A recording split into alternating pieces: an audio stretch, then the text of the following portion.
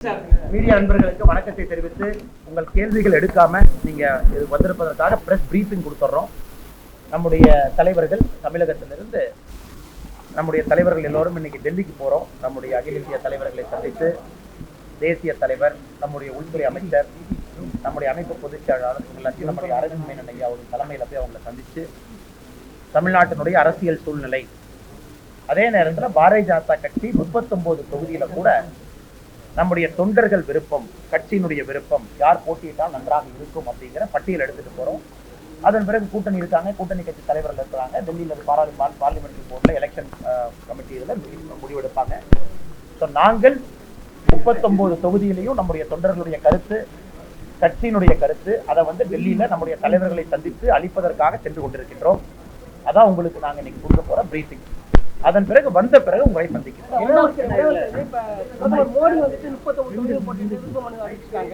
அதே போல உங்களுக்கும் உங்களோட விருப்பப்பட்டு வித்தியாசப்பட்டு உங்களோட பேர் இருக்குங்களா?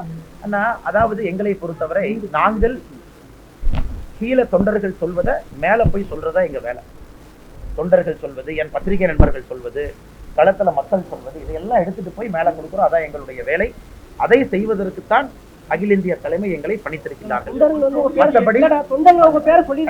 ஒரு தொகுதியை பொறுத்த வரைக்கும் தொகுதியை பொறுத்த வரைக்கும் 39 தொகுதிக்கும் தலைவர்கள் போயிருக்கிறாங்க. 39 தொகுதியிலும் ஒரு தொகுதியில 63 பேர் கொடுத்திருக்கிறாங்க. தொண்டர்கள் 63 பேர், காஞ்சிபுரத்துல 43 பேர், மத்திய சென்னையில 34 பேர், சேலத்துல 51 பேர். இதெல்லாம் அதிகமா வந்திருக்கிறது. இது பெரிய ஆர்வம், பெரிய எழுச்சி. எல்லா இடத்திலும் கூட நம்முடைய தொண்டர்கள் பெரிய ஆர்வத்தோடு எழுச்சியோடு அவங்க பிடித்த வேட்பாளர்கள் யாரு சரியா இருப்பாங்க, மக்களுக்கு யாரு சரியா இருப்பாங்க யோசிச்சு அவங்க கொடுத்துருக்காங்க. இது அனைத்தையுமே அகில இந்திய தலைமையிட்ட கொடுக்க வேண்டியது எங்களுடைய கடமை, எங்களுடைய பொறுப்பு. அதை செய்ய போறோம்.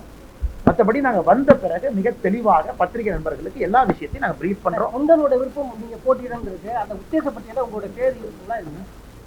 நான் யாருடைய பேரையும் இந்த நேரத்தில் எடுக்க விரும்பலீங்கன்னா, இவங்க பேர் இங்க இருக்கு, அவங்க பேர் எங்க இருக்கு, நான் ஒரு மாநில தலைவராக சொன்னால் அது சரியா இருக்காது.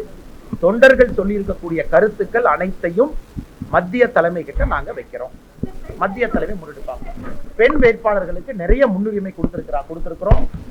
நம்முடைய 39 தொகுதியிலும் பாத்தீங்கன்னா பெண் வேட்பாளர்கள் கட்சி ப்ரப்போஸ் பண்ணியிருக்கிறது மிக அதிகமாக நம்முடைய சகோதரிகளுக்கு இதிலே வாய்ப்பு நம்முடைய கட்சி உருவாக்க வேண்டும் என்று நினைக்கின்றோம். இன்னைக்கு நம்முடைய தலைவர்கள் அந்த முடிவு எடுப்பாங்க. ஏன்னா அவங்களுக்கு தெரியும் கூட்டணி கட்சி நண்பர்கள் இருக்கிறாங்க, அவங்களுக்கு நம்ம அக்கமடேட் பண்ணணும். அவங்களுடைய பிரதானமானவர்கள், முதன்மையானவர்கள். சில இடத்துல பாரதிய ஜனதா கட்சி தான் நிக்கிறோம், தொண்டர்கள் விருப்பப்பட்டாலும் கூட அகில இந்திய தலைமையில கூட்டணி கொடுக்கணும்னு நினைப்பாங்க. அதையும் நாம் ஏற்றுக்கொள்ள வேண்டும். அதனால் எங்களுடைய கடமை தொண்டர்களுடைய வெறுப்பு எல்லாத்தையும் எடுத்துட்டு போய் மேல கொடுக்க போறோம். தலைவர்கள் முடிவு செய்வார்கள். அண்ணே, நான் எந்த கூட்டணி கட்சி தலைவர்கள் பேரையும் இன்னைக்கு எடுக்க விரும்பலீங்கன்னா நீங்க பாப்பீங்க. நாளைக்கு வந்த பிறகு எல்லா செய்திகளும் உங்களுக்கு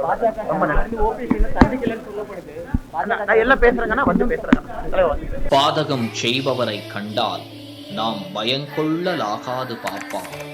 மோதி மிதித்து விடு பாப்பா, அவர் முகத்தில் உமிழ்ந்து விடு பாப்பா.